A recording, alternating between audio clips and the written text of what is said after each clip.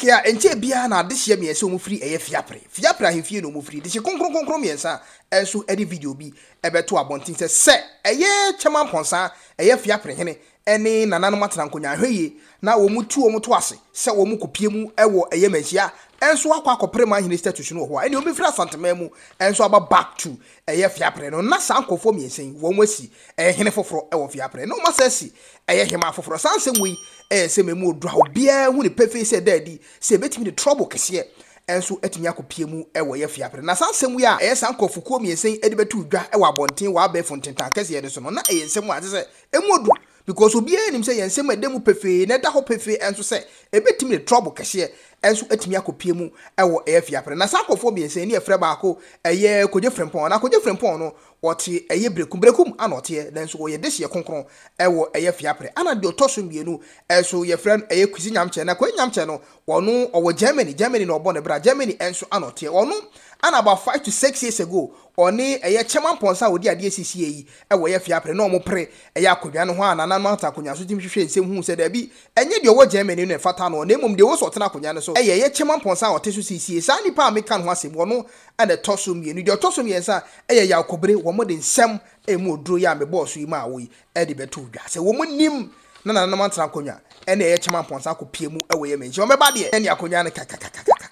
wo masi hene foforo na wo masasi eye hima enso foforo na sansam yi omudi betu dwe anananam atran konwa fiapre traditional area mpanifo nyina nso tena ase omudi muaya aba beto abonten emuaya ne de emu ohye otie nananam nsem omudi abetu dwe atim se na wombu afu yie papa enya asem ketwa na ye gwawram ni akwa akotie na me kaw se na dedicate our this channel so for all your updates. Do not forget say be subscribe to this channel so am I also subscribe you the message of pa biem ni se emwa ram vi se odon sabebo adoma no a ewo subscription ni nchen no de enti ade bia me sure so odon sabebo adoma no so ni se na madoma no so na mema phone so etimi aka chew se we ni nsem a ekoso enti bra na behwe bi in one bomodin can one will try pa de dika offer ase fe be so omote no mote ase yie se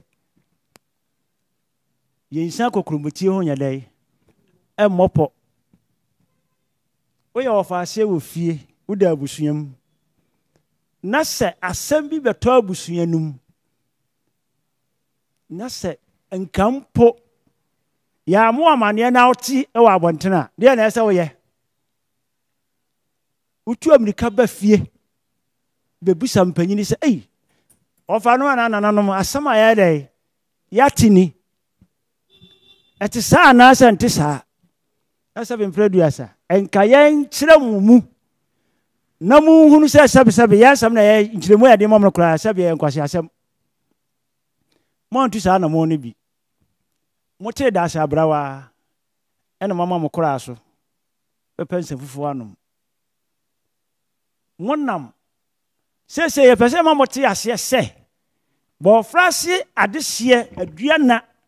abusua e wo fie pri ha ye di fie fra konwa no ye ne yete ha no ye nuanom anuanom ye ne yete ha nyina ye anuanom se dem di ka kire mu no ofaase nie anuanom bebre mema ye tena ha ye buru aduasa ye ne efie ni ti sabe na mesa su bibi o ye fie prehima ye ne yete ya ne ye din si akonwa so obren professor chama ponsa otoso mienu a wote akonwa so abanwa sesi ya no ye ne yete ya ne yagitu mu din si akonwa no so sabe sanka wa hene betu na mo bi na nya enka ye na ese ye dai ye ka enka nya mo enna wontu na mo boni bia soso esanse ye se ade wo fi aye den eye sabi fi apire wa bre efiye na ko bu anamo so na nchema ponsa ba chichiri kuro na ko bu a etu anamo wa obantema bebre ansana ebedu na pokuso 2014 wo twere krata de ko buno ha so chisu ha se opese ohun na gina bre mo twere krata bre ye wo ha bua ye se mo hwam nkrata mu a no kura se fie pre ense ohini bia divisional chief bia ase ewo buno ha anase paramount chief bia ase ese fie pre gina ne ogina brane ode no ho aniti mo ma fie pre mo pagya ye mo recommend ye fie application na mo recommend ye na ye national empagya ye eno so mumuni amoptiko apai ebono ahemfo House of Chiefs no amma ye kwanya besi nne se ye fa na napokukura letter wo twere ye 2014 ebesi na 10 years ni sabe nka bone be na fie praye we nyina ya mena to ye mu a na se akoba se enya fa akoso na utra ana so fa ako a wote wade so ejina nanom be sore sabe wo hene ni wo hema o ma sore prako pe eno maduru manhia wo hene fra abusua sade yeti he ewo ni fie maako emprensanhia mu ya wo fa ase ya akobre ana ya akonan one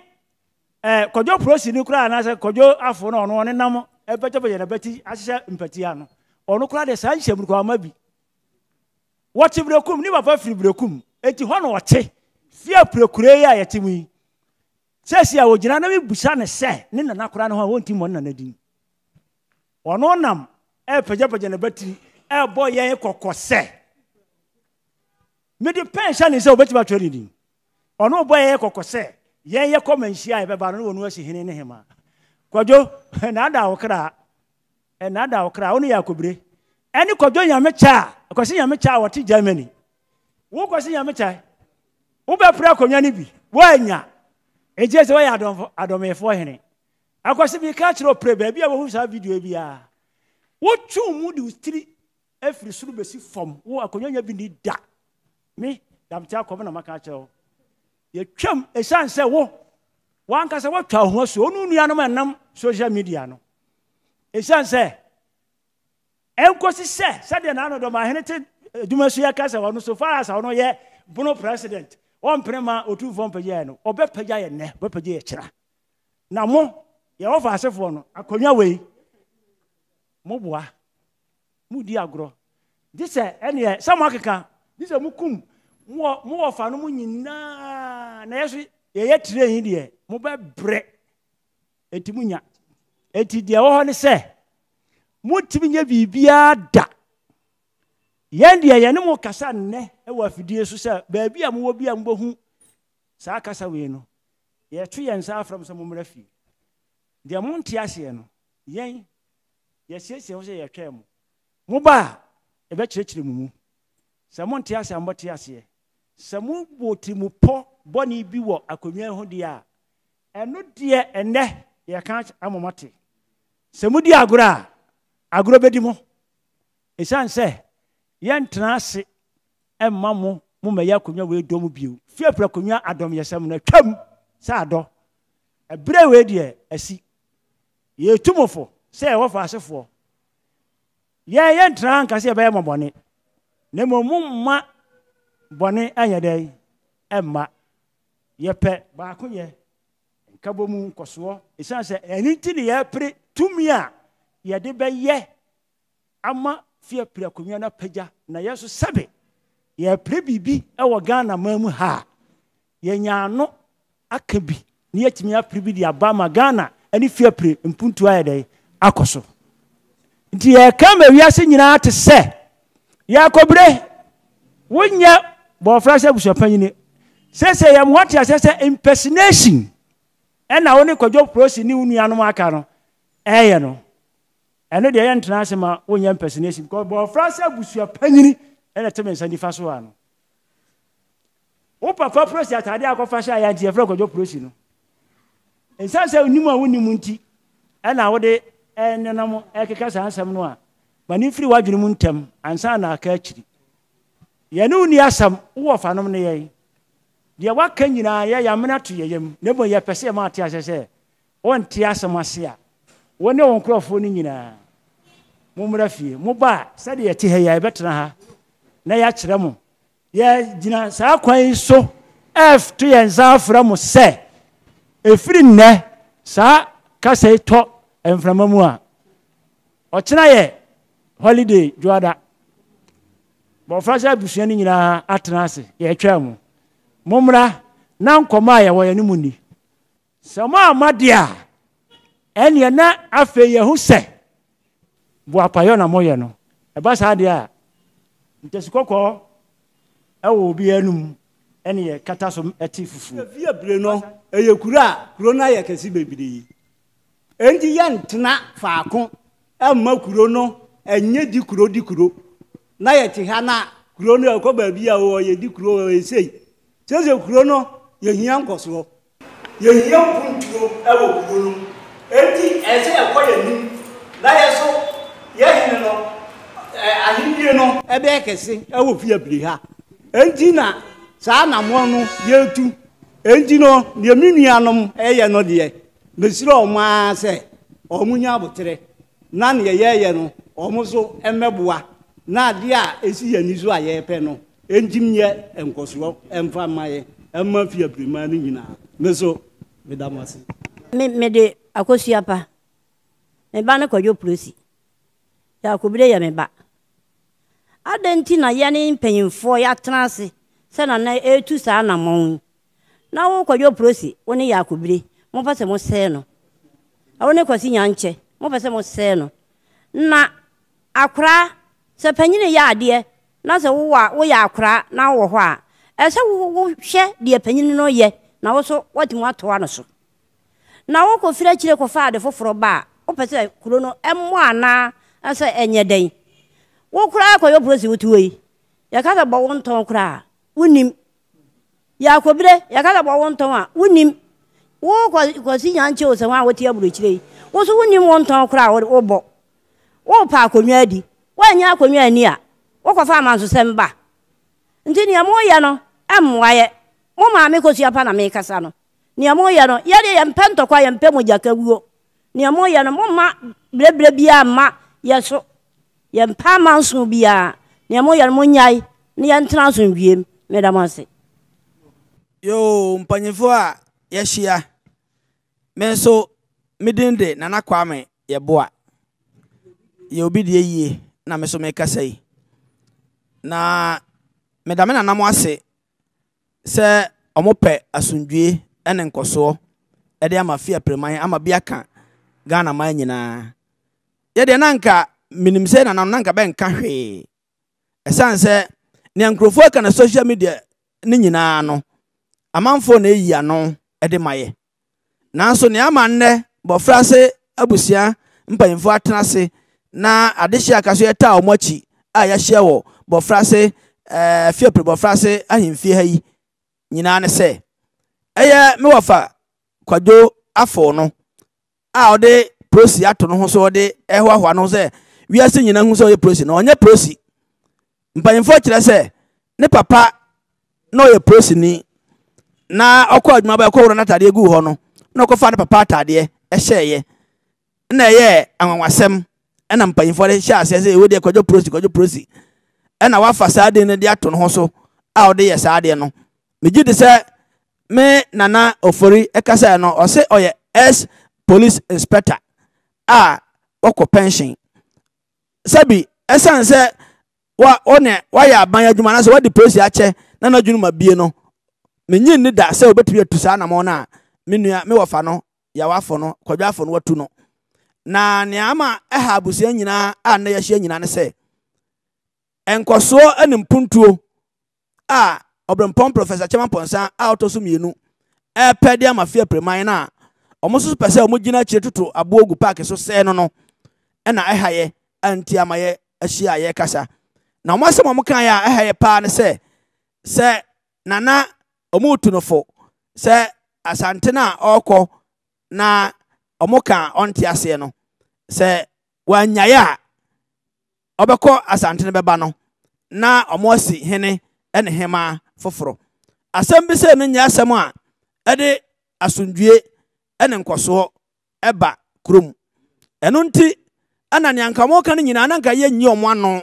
sanse omo de se na me na namaka no mo ye nkura ewa busuanu ma omo kan emmam nanso se asem ne koso sei na se nananom antena se anka ma wiase nyina hu se na te a obetiba bi a onte ase eno nti ana nne me nananom atena se na nana na wofase for ta omochi na yetusa na mo se kasa mo kan no enye kasa papa emfa sundue ma emfa nkoso mo ye man bofo nti ya kama wiase nyina ate se ba fa se abusia mpanyimfo ana nne omote ha ya yete omochi no nti wiase nyina se omote omasem na omo se omonya hwe e wa abusia num empo ya wafo na odin ofren kwaje prosi no ye misa se fie pre ha dwumade dodo san na ekoso a obabi onim ne ekoso ofie pre te na wate na woka bi na sanka wo ye dehye a wope uman wope ukuro yi a untimi nkogina ba bi nkwaka se asase a wote so no aye obi dia wote ne hefa se sie se ye ka se ye de akonya na mabetra akonya na so na se wanyanya akonya na wi na fera nkwaka se asase no nya obi ade ana onim ne a woye enu nta na nanom hia nda ye kama wiase nyina hu se ayamfonso na woye nti ye pasa wiase nyina ate se omonya abusia no mpanyimfo omoye nkura nti se obi ti omasem na ma omomfo omasem no enya asem ye na nanom mpanyimfo na akasa no nti ye sere wiase nyina se monhwe nea yaka ne nei na obi a sabi brothers a onnim no a wate no wahu se omonya abusia no mpanyimfo nana ampa ben kireme asikafo ba kope na ye wo no a ode ne tumi ene na hoden ene ne nuanum nyina de tai obempom professor champon sa to so mienu ene nana amesi asusu bibi a sesi ameka sei o America man mo so de na hoden ne mpaibo eta kire na dwuma de bia ye di no atuma ye nkoso nti wiase nyina hu se kojo prosi o yakobre o me ame wa fakosi anche na wo Germany ya mo ate se o pese abusia nka mu eba ma ye hu na sa nema oya ota unu no chise bentutu wo mfamra park so no emwa mabusia nka mo na sondwe emma other faction no na say this year as say wo de mato ho say e fia presem ne de won endi eye chema mponsa echi no o mato ho a won de wo ye de obetimi bi a kire say wo mpe eye manhene statue no na obi wo ho a obebusa say na de be kurenti na chema mponsa opre say ye mo ne manhene ene ade ade ope enum nkiremu ahwe description na say video ne description na say medical de eno update abrew and that same update ni mu am kireche mu kire e cropot nti a ye abonofo ahemfo no bebre edwane ko asanteman bebre no edwane ko ye otumfo asante ne ho say ye mbo omo manhene me de san cheche mu na abrew obetimi a check it out e wo description na say sign it out na me ka wo say sansem ye ekoso e wo ye fia pre say de ma sansem wo ye abrew kase pa ne say okobono na wo tra ye yaudu ankwanta say kimunya tra say kimwa ene bon se kura eto aso asenson no eto aso ni nyina no dodo anu ewom na etwa fia pre ho ahia ne de abo obi amahene aka fia pre na de nti ne nkura etwa no ahia ya abo obi amahene na aka ono nko ana mu nyina mo gi no development necessary ones ekum krum no makwati no mo mpese mo bebo no mahene from 2014 ano try so wo tron krata enso e de amada Bono Regional House of Chiefs e de Fiapre Traditional Council no led by Nana Poku awanya ne baby ko sha so mo tron krata ma e de Bono Regional House of Chiefs so momoa na ono nso na kunya ne enkoma hene but all of it were denied by the Bono Regional House of Chiefs. Even 5 to 6 years ago chairman pon sample ba yi ono nso have tried several times but deny us nko na the Bono traditional area enso e de man ko piem e wo Bono dia otra yaudu ankwanta se kim kura to aso tano so na tano so no de sabra no ka say ono akowura half region mu because of division current division na ban e by na se kura ato aso no abesim de obi anim sa abesim e ka doma hene ne nsase enso enti doma hene ntena ho emie ma abesim ma hene da ye ma ma hene sese ne ne mepe ompini de biara do obi anim se de doma hene ne title ma hene title no ho enso ehia no otra ya abesim akuro to aso biem new doma de wa woni se ka doma ho enso prekope asese mu da ho pefi doma hene empene da ene forget se new doma enso ebenya ma hene after new doma no na sese kuro enan asese sunyane enso eka ho bi ufri sunyane ne na se doma se number 1 doma se number 2 san kuro mi ensa we nyina etwa Fiapre ho ahia no wo nyina nso ya bo won enso ma hene ya bo won nyina ma hene dia adenti na Fiapre na wo hyemu na otoso 9 no de up to now Bono Traditional Council mo den se mo bebo Fiapre ma hene sansem yi enti ana ama Fiapre Traditional Council penifo ho ebu afusa no utie won kasa mu a ebufu nko a mo gi development ni komukuru then na mo pese Fiapre ma enso benya the same development. Biggest credit goes to Park TV GH. Do not forget to like this video, do not forget to share this video, do not forget to subscribe to this channel, send a bit updates ni na to my own so baby I will be ano na won sa enso etimi akabi kama o subscribe you ade bia me show ebusuafo sell don sa be bo adoma so no chisu all no be pie no and I'm all no so and the video dey to mu won sa ebetumi akabi unu aken makraw ye be say share on our next update piao K1 oh boy Juma de Jacob so now see commentary or social media no style of blogging fantastic. Send you see commentary, news in the bar. Send you see commentary for home. So good. Keep on going. And the Ostar also, the Ebema, other tribe aflow. Uni sorted. India temni. That's how becano. It's so painful. I know shit. I don't know say Uncle commentary like or you as a presenter, sports presenter that they are. And we need maybe a Uncle strength free there, but it's all good. Oh yeah, dear. Can one more modern? Can one will try pa?